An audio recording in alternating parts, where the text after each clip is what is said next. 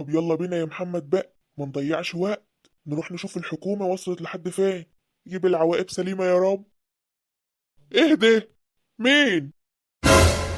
هنية؟ انت جيت ازاي؟ وكنت فين يا بنتي؟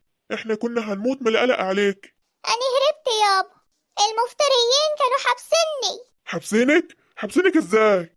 أيوة يابا، كانوا حابسيني في الدار. كنت بسمع صوتكم كل يوم لما كنت بتيجوا عشان تشوفوني، وهم ما يرضوش يخلوني أطلع وأشوفكم. عوض منه لله اللي ينشك في إيده. كان حابسني في الأوضة ومنعني حتى أقعد في الحوش عشان محدش فيكم يشوفني. وليه كل ده؟ وقصده ايه من ده كله؟ كانوا بينتقموا منكم عشان سارة سابته. معقولة؟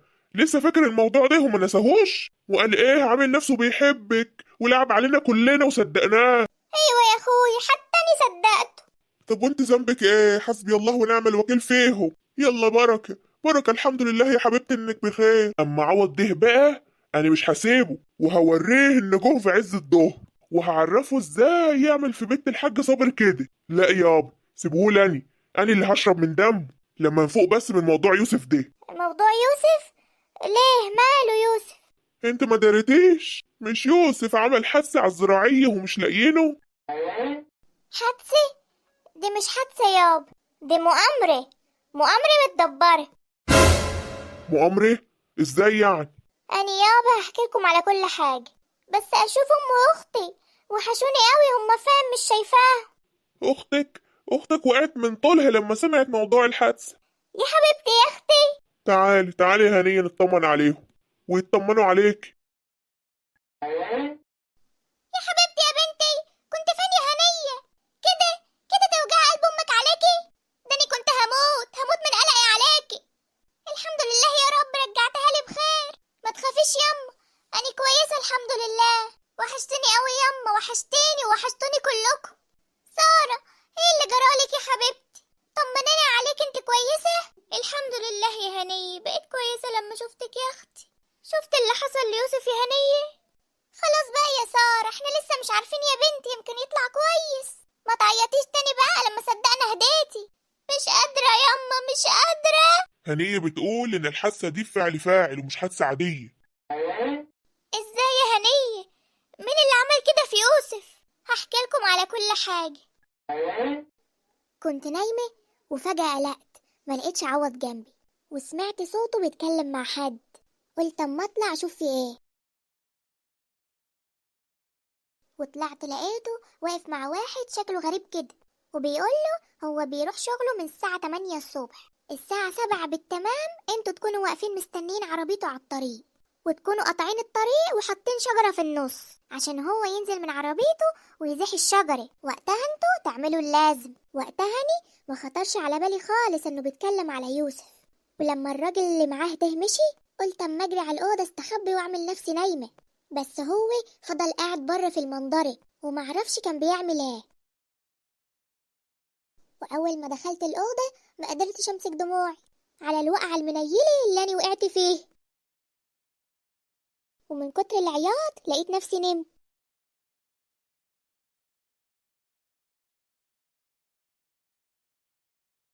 صحيت على صوت خناقة وأم عوض بتصوت. قمت أجري أشوف في ايه. أنت عايز مني إيه يا شيخ الغفر؟ هو أنا سرقت ولا قتلت؟ أنا بقول لك امشي قدامي دلوقتي، العمدة عايزك. سيبه سيبه يا شيخ الغفر. العمدة عايزه ليه؟ هو ابني عمل حاجة؟ أنا ماليش صالح، العمدة قال لي روح هات الواد عوض من قفاه، وأني عبد المأمور. امشي يلا نجري قدامي وبلاش حسنا يعلى أكتر من كده. يا لهوي الحقوني يا ناس. سيبه سيبه بقولك سيبه. إلهي ده نشك في ايدك يا شيخ الغفر انت والعمدة بتاعك. اخرسي يا ولية انت بدل ما اخدك انت كمان. ايوه ما هو ده اللي ناقص. قدامي بقول لك قدامي. يا لهوي الحقوني يا ناس، انا جاية وراك يا عوض. يا عوض يا لهوي. جاتكم الغم ربنا ياخدكم. وقتها قلت أيوة يا بنت هنية، جاتلك الفرصة، لازم تهربي دلوقتي. وطلعت أجري بالجلابية اللي عليا. وبس كده يابا، ده كل اللي حصل. بس أنا بقول أكيد العمدة شم خبر باللي حصل، عشان كده بعد شيخ الغفر ياخده. لا يا حبيبتي، ده احنا اللي اتصلنا بيه عشان كنا قلقانين عليكي وكنا حاسين انك انت في خطر. يا حبيبي يابا، يعني انت كنت حاسين بيا؟ حاسين بيكي؟ داني كنت هروح فيه. يا حبيبتي يما، أنا غلطانة إني ما سمعتش كلام أبويا من الأول. خلاص يا هنية، اللي مكتوب على الجبين لازم تشوفه العين.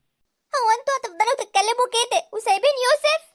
لا طبعا، ده أنا دلوقتي هتصل بالعمدة وهخليه ما يسيبش المجرم ده من ايده. دي جريمة قتل ومراته شهد عليه. ولا ايه يا هنية؟ ولا هتقولي جوزي ومش هوديه في داهية؟ ولا يا هنية لسه باقي عليه؟ باقي على ايه يا محمد؟ ده أنا ما صدقت خلصت منه وهربت. أنا من اللحظة دي لا مراته ولا هو جوزي، ده أنا كنت مغشوشة فيه. يعني على حظكم يا بناتي، واحدة خطيبها مش لاقيينه والتانية جوزها مجرم. كل شيء اسمه ونصيب يا حاج. انا هطلع اتصل على العمدة لحسن يسيبه. الو. ايوه يا حضرة العمدة. ايوه ما انا عرفت انك مسكته. كتر الف خيرك. اسمعني طيب بس يا عمدة اسمعني. هنية رجعت خلاص. أنا متصل بيك عشان حاجة تانية. أنا عايز أقولك إن بنت هنية هربت وجاتني بعد ما شيخ الغفر مسك المجرم ده اللي اسمه عوض. وعارف الحادثة اللي حاصلة دي على الزراعية؟ عوض السبب فيه. ما تسيبهوش يا عمدة، ما تسيبهوش. ده مجرم ومراته شاهدة عليه. أيوة أنا متأكد. واجهه يا عمدة، هو مش هينكر. وفي ناس كتير شاهدة على الخناقات اللي كان بيعملها عوض مع يوسف. هو عدوه من زمان. ماشي يا عمدة. كتر خيرك. مع ألف سلامة. كلمت العمدة يابا؟ ايوه لسه قافل معاه. وقال لك ايه؟ قال لي هيتأكد من كلامي، ولو اتأكد ان كلامي صح هيبلغ الحكومة. تمام كده. ايه ده في ايه؟ ايه يابا في ايه؟ أنا خايفة. في ايه يا حاج؟ أنا قلبي ما بقاش مستحمل. السلام عليكم يا حاج صابر. وعليكم السلام ورحمة الله. انا اسف ان انا جاي في وقت زي ده، بس العمدة مبلغ في واحد اسمه عوض ومتهمه انه كان عايز يتخلص من واحد قريبكم اسمه يوسف، وهو صاحب العربية اللي لقيناها وقع في الترعة. الكلام ده صحيح؟ ايوه يا حضرة الضابط، الكلام ده صحيح، وهو فعلا اللي مدبر الحادثة دي. وقال لي ان في شاهدة على الكلام ده وهي مراته، وانا جيت اخد اقوالها بنفسي عشان ما يصحش برضو ابهدل الحريم في الاقسام. كتر خيرك يا حضرة الضابط. اي هنية دي مراته. تعالي يا هنية احكي للضابط على اللي سمعتيه يا هنية وما تخافيش. أنا سمعته بيتكلم مع واحد شكله كده غريب، طول بعرض وجته، وكان بيقوله هو بيروح الشغل الساعة 8 الصبح، وانتوا استنوا من الساعة 7 وقطعوا عليه الطريق واعملوا اللازم بس كده، وقام الراجل رايح. انت متأكدة؟ ايه والله متأكدة. خلي بالك لو الكلام ده عاري من الصحة هيكون في ضرر عليك. يعني ايه يا حضرة الضابط عاري من الصحة دي؟ يعني لو الكلام ده ما حصلش. لا والله يا حضرة الضابط الكلام ده حصل واني سامعاه بوداني دول. تمام. معنى الكلام ده ان يوسف مخطوف لانه مش موجود حوالين عربيته خالص، فاحنا هنكثف مجهوداتنا وباذن الله هنوصل له. كتر ألف خيركم يا بيه. ربنا يوفقكم ويقويكم يا رب، وتلاقوه عايش أهم حاجة. ان شاء الله، دعواتكم. يلا السلام عليكم. وعليكم السلام ورحمة الله وبركاته. خش يا حبيبي انت نام. انت تعبت كتير النهاردة. في ده يوسف يابا. طيب انت مش هتنام وتستريح؟ لا يا محمد، انا قاعد لحد ما اشوف الحكومة هتوصل لفين. عايز اطمن على يوسف، ميت او حي. بعد الشر يابا، ان شاء الله يكون حي ونطمن عليه يا رب. اهدي. ايه الصوت ده يابا؟ روح يا ابني، روح شوف في ايه. الواحد مش مستحمل خضايض، والله رجلي ما بقتش شايلاني. استر يا رب. ابا يوسف رجع يابا. يوسف ابني، يا ما انت كريم يا رب. الف حمد لله على السلامة. الله يسلمك يا عمي. خش يا اخويا، خش على مهلك. مالك يا حبيبي، موجوع؟ نوديك المستشفى؟ لا يا عمي، هم كتر خيرهم عملوا معايا اللازم. قعدوا يا محمد، قعدوا. ولا تخش اوضتك يا حبيبي؟ لا يا عمي، انا عايز اقعد معاكم هنا وسطكم، انا عايز اتونس بيكم، انا مش مصدق ان انا شفتكم تاني. طب تعالى يا حبيبي، تعالى اقعد. مين يوسف؟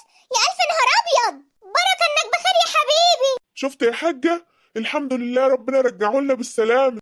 ألف حمد لله على السلامة يا يوسف. الله يسلمك يا هنية. امال فين سارة؟ هي لسه معرفتش؟ لا لسه، اجري نادلها يا هنية بسرعة. قول لنا بقى يا حبيبي، انت جيت ازاي؟ وايه اللي حصل معاك؟ خليه يستريح شوية يابا، يمكن مش قادر يتكلم. لا يا محمد، انا هحكي لكم على كل حاجة. يوسف انت جيت؟ أنا مش مصدقة عينيا. ما تعيطيش يا سارة، انا كويس. كويس ازاي؟ ده انت مش قادر تقف. واللي عملوا فيك ايه؟ ما تقلقيش يا سارة، والله أنا بخير. كفاية عياط يا بنتي، ده انت مصباحية ربنا دموعك ما نشفتش. اعذرني يابا، ده أنا كنت هموت. للدرجات دي يا سارة كنت قلقانة عليا؟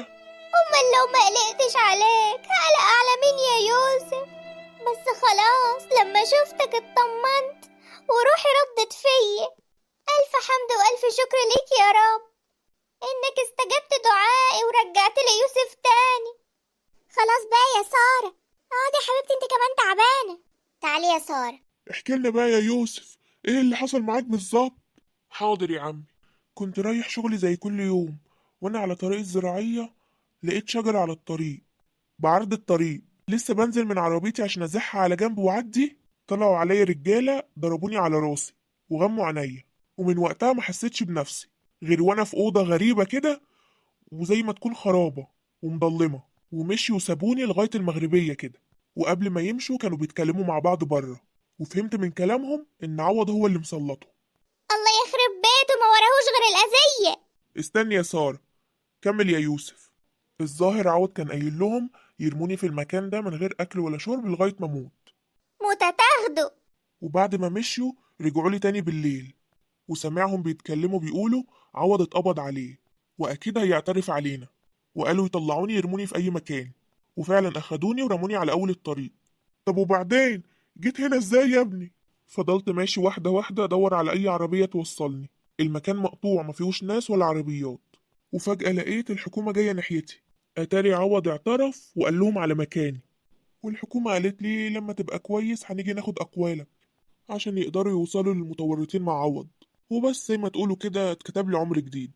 أنا آسفة يا يوسف، كل اللي حصل لك ده بسببي. ما تقوليش كده يا سارة، ده أنا فديكي بروحي، وكل ده مقدر ومكتوب. صحيح يا ابني، اللي مكتوب على الجبين لازم تشوفه العين، قدر الله وما شاء فعل.